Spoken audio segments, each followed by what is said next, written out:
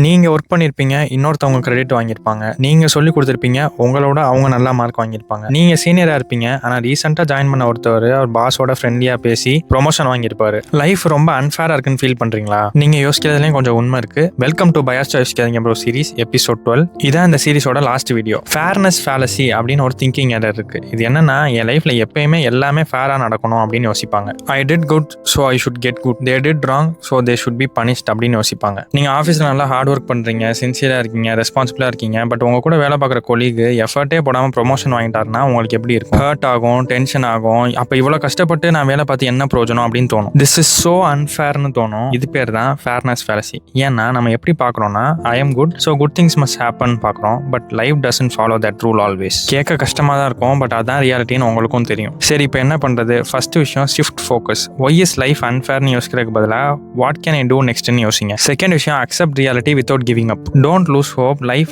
ஃபேரா எதுவுமே நடக்காதுன்னு அர்த்தம் இல்லை. உங்களுக்குன்னு ஒரு டைம் வரும். லைஃப் இப்படி இருக்கே, நான் சின்சியரா இருந்து என்ன பிரயோஜனம் அப்படின்னு சொல்லி உங்க வேல்யூஸ்ல எந்த வகையிலும் காம்ப்ரமைஸ் பண்ணிடாதீங்க. லைஃப்ல ஃபேர்னஸ் இருக்கணும்னு ப்ரிஃபர் பண்றது தப்பு கிடையாது, ஆனால் லைஃப் எப்பயுமே ஃபேரா தான் இருக்கணும் அப்படின்னு யோசிக்கிறதா அன்ரியலிஸ்டிக்னு சொல்ல வரேன்.